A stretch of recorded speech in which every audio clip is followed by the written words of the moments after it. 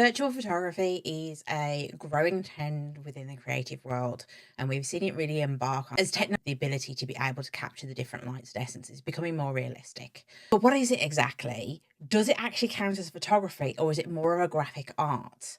Let's explore how you can get started in virtual photography, and does it really count?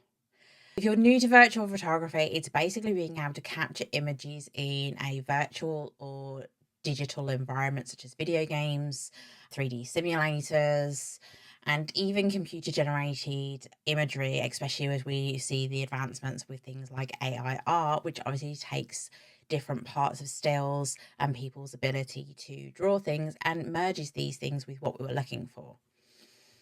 Obviously, we've got examples from things like Red Dead Redemption, we've got The Last of Us, we've got things like Cyberpunk, we've got Horizon Forbidden West with beautiful scenery, which allows us to kind of explore areas that we haven't necessarily be able to get to. We've got games including photo mode, left, right, and center, from the heights of Horizon Forbidden West down to the nitty gritty of even doing your snaps on Disney Dreamlight Valley. But it's the elements and the composition and the modes that they allow us to do, the framing techniques, that really make it that extra step of being able to do this. We can go into any one of these, and it's all about what techniques do they give us. We're going to explore a couple of different ones. I'm going to show you the kind of tips and tricks that I think about and what does the game give me that I can work with, and we'll see how it goes. But before we get into the nitty-gritty of how to do it, can we just talk about really briefly about whether virtual photography is counted as photography or graphic art? Because you're in essence taking a still of a graphic, so therefore it's graphic art, and the art has been done for you, but being able to obviously move around that and capture the composition, the lighting, you're making those choices. So it's not dissimilar to going out into the garden and picking your shot yourself. So I do think there's a photography element with it, because you've got to do your composition, you've got to do your lighting. There are even games with photo modes that are taking out different lenses, different compressions, and thinking about how the camera would work if it was actually there. So I think it's very much about how much control they're giving you, especially with their ability to have things like shaders and being able to pick your different lens compression and the ability to manipulate light. So what I would say is the biggest thing I would say, the benefit from these things is the ability to actually pause and appreciate what's there, which is no different to being out in nature. We didn't make the nature. So why does it matter if we take a photo of it? It's the photo that matters. It's the capture of the angle, that moment. It's those choices that make it yours. And at the end of the day, it's all about telling a story and invoking the viewer into an environment. So does it really matter whether it's virtual or not? Drop it in the comments below. You tell me. I don't know.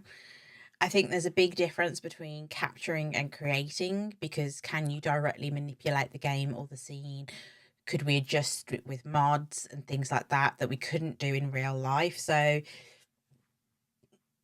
yeah, is it creating or is it capturing? I'd like to think I'm capturing a world that's there, because just because it's virtual doesn't mean anything. But I'd love for your thoughts in the comments. So one of the best ways, obviously, if you want to get into this, is there are a number of video games with photo modes with various degrees of being able to simply press pause or screenshot it on your Switch, all the way up to talking about focus, aperture, filters, camera positions, changing your lens and updating your gear so you get better quality at the end of it.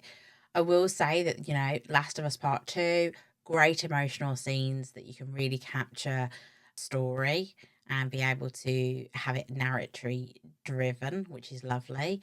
Ghost of Tsushima has some stunning landscape, and if you're looking into that world, make sure you check out my top 3 videos, because I have a little stick in there if you are a landscaper lover but don't necessarily always have the energy and the spoons. My spoonies will know what I'm talking about, to get out and about, but you still want to have that creative flair of photography. And obviously you've got then the ability to do 3D software. We've got simulations like the flight simulator. We've got Red Dead. We've got Sims. There are, you know, you can make some absolutely stunning visuals. Then you just have to decide, does it count? Is it creating or capturing? If you are looking to obviously up your game, especially with winter coming, and not all of us have the endurance to go out into the winter morning on a frosty morning to capture that particular light, being able to do it in a virtual environment obviously will open up photography for many, many people. And I can't help but feel that's a pro for anybody who has an artistic eye. But I will say your tips always stand. You need to be thinking of your traditional photography concepts. So you need to be thinking about your leading lines, you need to be thinking about your color theory, you need to think about your depth of field, you need to be thinking about your lighting conditions. Does coming to this part of the game in a different time frame in terms of changing the time, waiting it out, will that change and impact your light conditions? Capture those angles from a different dynamic shot. So I would absolutely adore to see what you guys think about this. And just like in real photography, you need to be patient, you need to be creative, you need to be willing to wait for it, especially if you're talking about like particular time in the game and things like that. And I would say that just because it's already in a virtual world, it doesn't stop you from still doing that small edits. Editing is still a part of the process when it comes to photography, and I will keep saying this.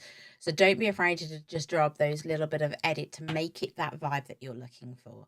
Just because it's already virtual doesn't mean you can't tweak it. So what do you think? Virtual photography, a brand new branch of traditional photography, which would certainly help those disabled who can't necessarily get to those luxury places, and would help them feel like they're getting out into the world when they can't always necessarily do it? Or are we talking more down that graphic line?